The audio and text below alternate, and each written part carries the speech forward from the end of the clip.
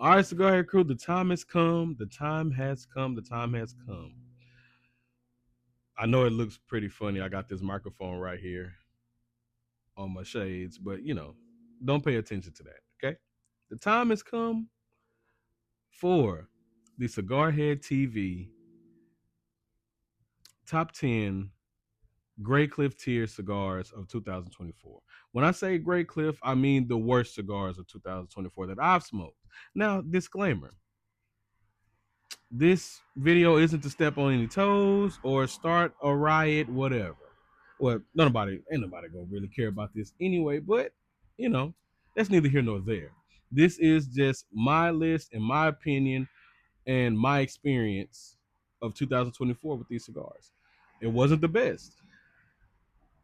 No, it was not. So, without further ado, we about to get into it. Grab your favorite drink and your favorite cigar, and we about to get lit. Y'all hang on.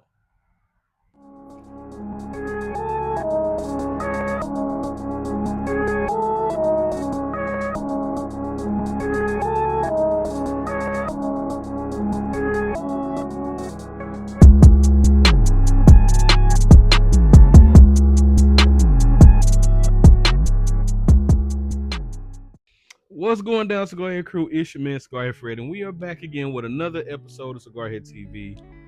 Back with another cigar of the year list, but this is not the cigars I enjoyed list. All right, so I'll put it to you this way. So for those who are new to the channel, I took a 2-year hiatus from cigar reviews for a little bit, and now I'm back doing it. This is my first year back doing cigar reviews. I did my first list in 2020, and now this is really my second time doing this list, because I didn't do it in 2021. I didn't want to, so this year, I decided I was going to do it. So y'all, we're about to do this. We're about to do this list. Now again, if you enjoyed these cigars, by no means am I knocking your experience. If you had a good experience with this, with any of these cigars, then I'm happy that experience was good for you. But these are the cigars that I did not personally enjoy this year, that I smoked this year. So man, we're about to get into this list. So y'all hang on. All right, Cigar Head crew. Now, what I'm smoking for this video is I'm smoking the Regis, the Selección Orchant. I appreciate Mike from Master Your Ash.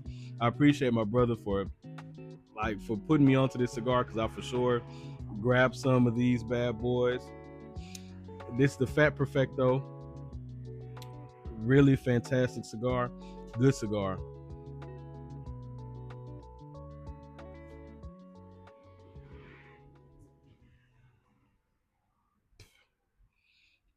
All right, y'all. What y'all been waiting for is my Cigar Head TV Graycliff tier cigars of 2024. All right, so we're gonna start from number 10 on down. All right. As you can see, my assistant just ran by the camera. Go ahead. All right. So we're gonna start at number 10. The number 10 Graycliff tier cigar of 2024 is the Crown Head Coroneta Maduro. And I'm a fan of Crown Heads. It's a couple of cigars that I didn't put on the list this year, because it's a couple of them that I didn't enjoy, but this one was the top one for me. It was just for me, it tasted really, had a lot of bitter notes onto it, and it just wasn't a good experience for me. It was not a good experience for me. Y'all hang on.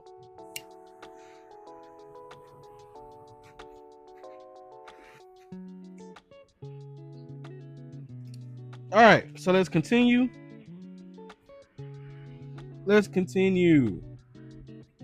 Number nine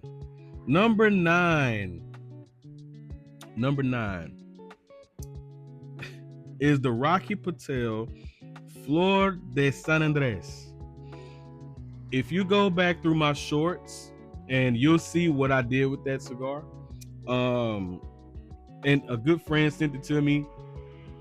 She actually told me, she's like, if you like it, cool. If you don't, cool. Which, of course, um, I'm not a big fan of a lot of Rocky Patel stuff, but there was a Rocky Patel cigar that actually did well for me. My second assistant's about to walk by. There you go. But there was a Rocky Patel cigar that I enjoyed this year, and but yeah.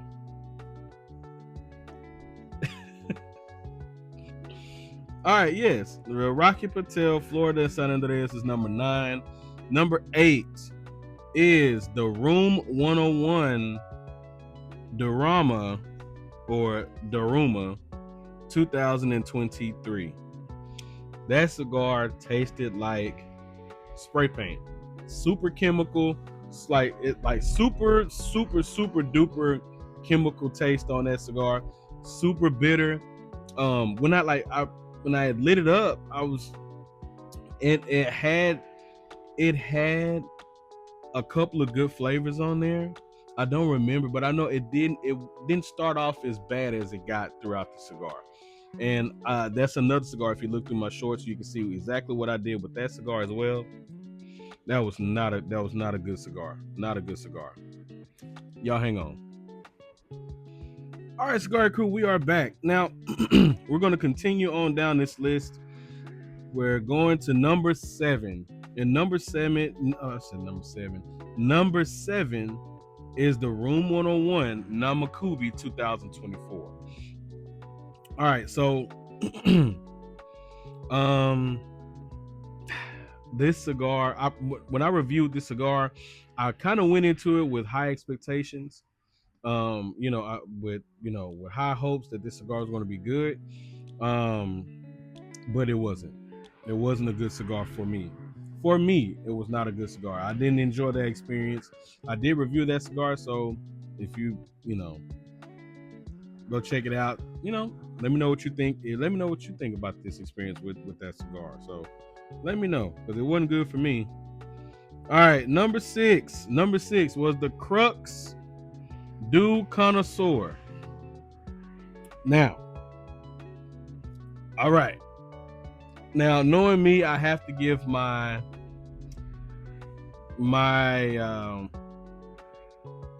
description, so to say. I have to give my description on what it was like smoking this cigar. First, it was a Lancero. Beautiful cigar, beautiful band. But this cigar for me was like, you took a Hershey bar and you spread mud on top of it and sprinkled wet tree bark on the top, and just started demolishing it, eating it. That's what the experience with that cigar was like. Did not enjoy that cigar. Did not enjoy that cigar. Number 5, the Aventura, the Chancellor. That was not a good cigar either. That cigar made me feel like I was eating fresh grass. Yeah, I was eating fresh grass, licking a wet tree. It wasn't fun. It wasn't a fun experience, that cigar. It did have some pepper in it though. It had a little pepper spice to it, but that was a horrible cigar. Number 4, the Dal Luciano Nicaragua.